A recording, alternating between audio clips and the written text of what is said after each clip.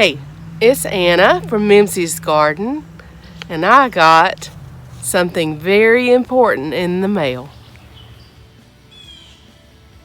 It's a letter from Deep South Homestead with the contents of a collaboration for Deep South Homestead and Crazy Days. This is the pumpkin collab, either Seminole or Cherokee Tan. We're going to see what we've got. I got Cherokee Tan. The collaboration with Crazy Days and Deep South Homestead is in honor of Miss Wanda's friend, Amy Sutherland, who has gone on to be with the Lord. What a fabulous way to honor somebody by paying it forward. And their friend, Mr. John, who gave them the pumpkin seeds in order to get it into the hands of other growers and have more seeds collected to get them in higher circulation.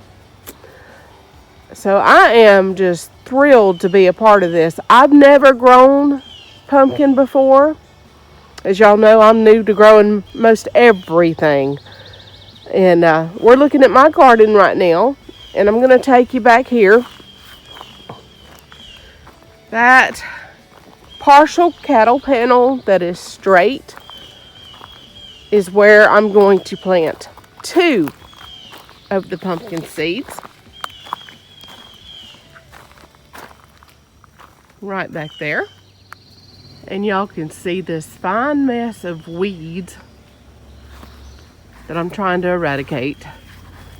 So I'm going to plant 2 more of the Cherokee Tan pumpkin seeds in this bed.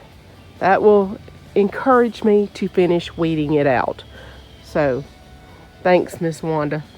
I needed something to boost me on that, because as you can see, it's about the only place around here that's neglected. But it is on the side of the house that is not seen, and so I use that as an excuse sometimes, but no longer an excuse. I'm going to get this cleaned out and plant 2 of the seeds here. So that'll be 2 seeds here, 2 seeds in the garden on the trellis, and I'm starting 2 seeds in the house. Surely something will grow lovely. The weeding process has begun. All right, one section is weeded and raked over and ready for the Cherokee Tan pumpkins. All right, now 2 sections have been done, and that should grow 2 of those pumpkin seeds. I'm still going to clear this section and try to get all that over there for some Kajari melons and Yamata melons and things like that. But this is for the Cherokee Tan versus Seminole Pay It Forward collaboration with Deep South Homestead and Crazy Days. A couple things to note about this first spot where I planted the Cherokee Tan. And of course, Kitty has to model. The fertilizer that I used was back in the fall. I put basic garden slag into the ground, and we just kept working it throughout the fall, the winter. I would come out here periodically and add blood meal or bone meal to the soil. As the pumpkins grow, I will add either goat or rabbit or cow manure as extra fertilizer. I'm trying to do everything organically. The only kind of pesticide I've ever even put out here at all was diatomaceous earth, and it doesn't last very long here because it's been raining so much. And once something starts blooming, I don't put diatomaceous earth on it at all. I just hand pick whatever, or for the slugs, you know, I use the beer, and I'm looking at the Indian runner ducks, that kind of thing. I just want it to be done as naturally as possible. So as you can see, we've had another rain here in southeast Mississippi, zone 8A, and things are just growing greatly. I just cut the grass the other day and it already needs to be cut again. That's just how it is. It's going to get real hot soon. It'll dry out. But everything looks so pretty right now. Nice and green. I can't wait to see how these pumpkins do.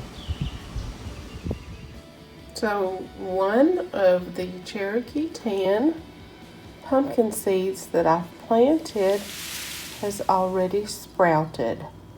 I did these on 5/6, the day that I received the seeds.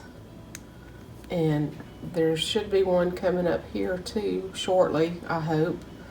And then these are just some extra Marconi peppers, red and yellow, that I had planted in the same little starter tray because I just wanted a couple extras after battling slugs. I didn't know if my Marconis were going to survive, but they're making a comeback out there. So I may just have some extras and I'll grow them on the porch, not a big thing. Or I can find a space in the garden. But anyway, we have one up. Isn't that a beautiful sight?